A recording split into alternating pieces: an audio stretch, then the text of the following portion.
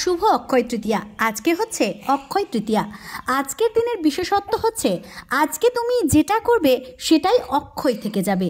তুমি যদি পাপ করো তাও অক্ষয় থেকে যাবে, যদি পুণ্য করো তাও অক্ষয় থেকে যাবে। আজকে আমার অক্ষয় তৃতীয়ার সাজের জন্য যে জিনিসগুলো আমি তৈরি করেছি সেগুলো একদমই নিজে হাতে। গতকাল মার্কেটে গিয়ে একটা উত্তরীয় কিনে এনেছিলাম এবং সেই উত্তরীয় কেটে কেটে আমি রাধারানী এবং মাধবের জন্য পোশাক তৈরি করেছি। নিজে হাতে প্রথমবার পোশাক তৈরি করলাম, জানি না কেমন হয়েছে, পরার পর তোমরা জানিও। আর এই যে মাধব আর রাধারানীর জন্য কিছু সাজ, আজকে একদিনের জন্য আমি রাধারানী আর মাধবকে মহালক্ষ্মী এবং শ্রী নারায়ণের রূপ দেওয়ার চেষ্টা করেছি। যদিও একই অঙ্গে সব রূপই তারা নিজেদের মধ্যেই রেখেছেন, কিন্তু আমি তো মানুষ, তাই আমারও ইচ্ছে হয়েছিল একদিন রাধারানী আর মাধবকে লক্ষ্মী নারায়ণের রূপে দেখি। তো সেই একটা প্রচেষ্টা বলতে পারো। তো নিজে হাতে পোশাক তৈরি তো হয়ে গেছে। এখানে দেখতে পাচ্ছ রজনীগন্ধার মালা, এটা আমি সকালবেলা ভাইকে দিয়ে আনা করিয়েছি। মাঝে মাঝে পুজো এইভাবে সাজাতে আমাকে ভীষণ ভালো লাগে এবং মনে হয় যেন অনেকটা কিছু পেয়ে গেলাম। জানি আমার অনেক ভুল ত্রুটি থাকে, কারণ আমি তো প্রথম এগুলো করছি, এর আগে এইভাবে আমি কখনো করিনি। আর সবটাই যেহেতু নিজে হাতে, আমাকে দেখিয়ে দেওয়ার কেউ নেই, তাই একটু আধটু ভুল ত্রুটি হলে তোমরা ক্ষমাঘেন্না করে দিও, নিজের বোন বা নিজের ঘরের মেয়ে মনে করে।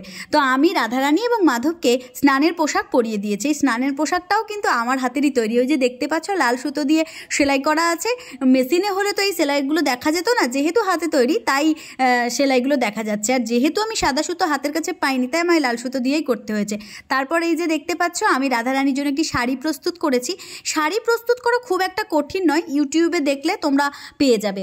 আর একটা কথা আজকের দিনের জন্য না বললেই নয়, সেটা হচ্ছে আমার ঠাকুমা যিনি ছিলেন উনি হলেন বৈকুণ্ঠ নিবাসী। বৈকুণ্ঠ নিবাসী কেন বললাম? উনি বৃন্দাবন ধামে চলে গিয়েছিলেন ওনার স্বামী প্রয়াত হওয়ার পর, এবং সেখানেই উনি দেহ রেখেছেন।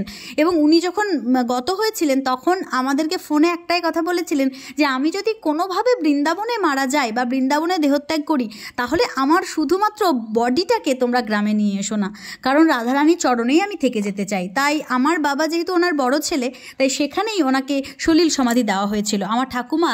তাই আমরা মনে করি যে বৃন্দাবনেই উনি এখনও পর্যন্ত রয়েছেন রাধারানীর কাছে। তো এই যে আমার রাধারানী এবং মাধবকে প্রস্তুত করা আজকের মতন মানে শাড়ি পরানোটা সম্পূর্ণ হয়েছে। তারপরে কোমর বন্ধনী এবং বিভিন্ন রকমের গয়না দিয়ে আমি রাধারানীকে সাজাবার চেষ্টা করেছি।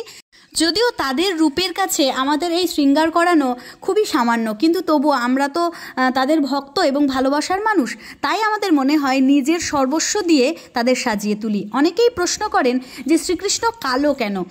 তো তাদের এই প্রশ্নের উত্তর হচ্ছে শ্রীকৃষ্ণ কালো নন, শ্রীকৃষ্ণকে আমরা কালো দেখি কারণ তার এতটাই জ্যোতি যে তার দিকে তাকালে আমাদের দুই চোখ অন্ধ হয়ে যায়। একটা উদাহরণের মাধ্যমে এটা বোঝানোর চেষ্টা করছি। ধরুন আপনি সূর্যের উজ্জ্বল জ্যোতির দিকে কিছুক্ষণ তাকিয়ে আছেন, কয়েক সেকেন্ড তাকানোর পর যদি আপনি অন্যদিকে চোখ সরান, তাহলে দেখতে পাবেন যে চারিদিকটা অন্ধকার হয়ে যাবে। তার মানে কি, সূর্যের সেই জ্যোতির কাছে আমাদের চোখ খুবই সামান্য, এবং সেই জ্যোতিটাকে ভেদ করতে না পেরে আমাদের চোখ সাময়িক অন্ধ হয়ে যায় এবং আমরা সব কিছুকে কালো দেখি। একইভাবে শ্রীকৃষ্ণ হচ্ছেন কয়েক লাখ সূর্যের সংমিশ্রণ, অর্থাৎ কয়েক লক্ষ সূর্য একসঙ্গে হলে তবেই তা শ্রীকৃষ্ণের রূপের সঙ্গে তুলনামোহিত হয়। এবং একসঙ্গে এতগুলো সূর্যকে পরিদর্শন করার জন্যই আমরা শ্রীকৃষ্ণকে কালো রূপে পরিদর্শন করি। না হলে শ্রীকৃষ্ণের রূপের জ্যোতি এতটাই উজ্জ্বল যে আমরা তা খালি চোখে তো দেখতে পাবোই না, দিব্যচক্ষুও যদি আমাদের দিয়ে দেওয়া হয় তবুও আমরা হয়তো সেই জ্যোতি অনুধাবন করতে পারবো না। তো সেই কারণের জন্য আমরা শ্রীকৃষ্ণকে আমাদের এই মনুষ্য চক্ষু দ্বারা কালো দেখি। তো এই ছিল শ্রীকৃষ্ণকে কালো দেখার ঘটনা, এবং আমার ঠাকুমায়ের কথাও তোমাদের আজকে সবাইকে বললাম। তো ঘটনাগুলো বলতে বলতে রাধারানী এবং মাধবকে সাজানো আমার প্রায় সম্পূর্ণ। আমি সুন্দর করে তাদের শৃঙ্গার করার চেষ্টা করেছি। প্রথমে তাদের অভিষেক করিয়ে দিলাম এবং বিভিন্ন রকমের গহনা দ্বারা তাদেরকে সাজানোর চেষ্টা করেছি। তো তোমরা অবশ্যই জানাবে আমার নিজের হাতের তৈরি শাড়ি কেমন হয়েছে।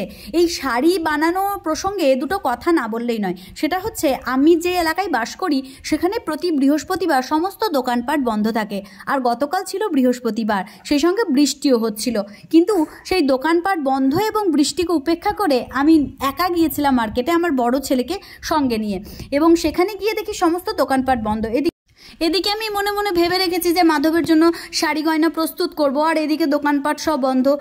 মনটা খুবই খারাপ হয়ে গিয়েছিল। তারপর হঠাৎ করে দেখলাম একটা মাত্র দর্শকর্মার দোকান খোলা আছে এবং যেখানে একটাই উত্তরীয় রয়েছে। তো আমি সেই উত্তরীয়টাকেই নিয়ে এলাম এবং সেটাকেই গতকাল রাত্রিবেলা প্রায় 11:30 মতন রাত জেগে না খেয়ে আমি সেটাকে কাঁচি দিয়ে কেটে কেটে শাড়ি এবং ধুতি প্রস্তুত করেছি। তারপর সকালবেলা উঠে ভাইকে বললাম একটু ফুলের মালা নিয়ে আয়, কারণ গাছে যত ফুল ছিল সমস্তটাই কেউ তুলে নিয়েছিল, যেহেতু বৈদিক অনেক সকাল অবধি ঘুমাচ্ছিল এবং আমি ফুল তুলতে যেতে পারিনি। তো ভাইকে দিয়ে ফুলের মালা আনিয়ে সেটা দিয়ে পুজো করেছি। তো গোলাপ ফুলের খুব ইচ্ছা ছিল যে গোলাপ ফুলও মালার মধ্যে থাকবে, কিন্তু গোলাপ ফুল মালার মধ্যে ছিল না, ভীষণ আফসোস লাগছিল। তবুও দেখলাম হয়তো মাধবীর ইচ্ছে নেই, তাই মোটামুটি আমি একটু আমার কাছে যে আর্টিফিশিয়াল গোলাপগুলো ছিল সেগুলো দিয়ে একটু সাজিয়ে দিয়েছি। তারপর ওনাদের জন্য এই যে এই চন্দনটাকে স্প্রে করে দিলাম। এটার সুগন্ধ এতটাই সুন্দর যে এটা যখন স্প্রে করি তখন মনে হয় পুরো বাড়িটাই যেন মন্দির মন্দির হয়ে গেল। জীবনে খুব ইচ্ছে আছে আমাদের বাড়িতে একটা নির্দিষ্ট ঠাকুর ঘর হবে, যেখানে শুধুমাত্র ঠাকুরের জিনিসপত্র এবং ঠাকুরই থাকবেন, সেখানে কোনো মানুষের সব সময় যাতায়াত থাকবে না। মাধবের যদি ইচ্ছে থাকে তাহলে হয়তো আমার সেই ইচ্ছেটাও পূরণ করে দেবেন উনি। তো যাই হোক, আমার আজকের পুজো তোমরা এইভাবেই দেখতে থাকো। যদিও আমি সাউন্ডগুলো তোমাদেরকে দিতে পারি, আমি যেদিনই পুজো করি সেদিন ঘন্টা বাজিয়েই পুজো করি, কিন্তু আজকে যেহেতু বৈদিক ঘুমাচ্ছিল আর বাচ্চা ঘুমানো মানেই মায়েরা সবসময় চেষ্টা করে নয়েজ ফ্রি একটা পরিবেশ রাখতে, তাই পুজোটা অবশ্যই আগে, কিন্তু তার আগেও হচ্ছে সন্তানের ঘুম মায়ের কাছে। তো আমি মাধবকে বলে দিয়েছিলাম যে মাধব, আজকের মতন এইভাবেই আমার পুজোটাকে তুমি নাও, কারণ ঘন্টা বাজালেই আমার মানে ছেলেটা উঠে যাবে এবং ছেলে উঠে পড়লেই আমার পুজোতে ব্যাঘাত ঘটবে। তো ঘন্টা ছাড়াই আজকে আমি পুজো করেছি, সেই কারণের জন্য এখানে সাউন্ডগুলো দিতে পারলাম না।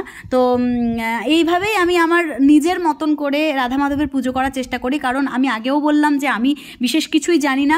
মাধব নিজে থেকে এসে আমার সেবা নিতে চাইছেন, তাই হয়তো আমি এভাবে করছি, কিন্তু আমি করছি বলবো না, পুরোটাই হয়তো তিনি করাচ্ছেন। না হলে এইভাবে এত প্রতিকূলতা সত্ত্বেও যে এই জিনিসগুলো হবে আমি এটা এক্সপেক্ট করি না কোনো সময়। তো আমার বাড়িতে রাধা মাধবের সাথে সাথে মহাদেবও রয়েছেন, তো মহাদেবকেও আমি রোজ দিন এইভাবেই জল দিয়ে মহাদেবকে অভিষেক করাই। তারপর উনি তো বেলপাতাতেই সন্তুষ্ট, তাই ওনার জন্য বেলপাতা নিয়ে এসে ওনাকে বেলপাতা অর্পণ করি এবং চন্দন দিয়ে ওনাকে তিলক দেওয়ার চেষ্টা করি। এইভাবেই আমি নিজের মতন করে পুজো করি। আর যারা অনেক পুজো বিধির জন্য বলবেন তাদেরকে বলবো আস্তে আস্তেই শিখে যাব, কারণ একটু একটু থেকেই মানুষ শেখে। তো আমার আজকের মতন পুজো করা এখানেই শেষ হয়ে গেছে। আপনারা সবাই ভালো থাকবেন, সুস্থ থাকবেন। যারা ভিডিওটি শেষ পর্যন্ত দেখলেন তারা অবশ্যই রাধে রাধে কমেন্ট করবেন এবং জানাবেন কেমন লাগলো। রাধে রাধে, হরে কৃষ্ণা।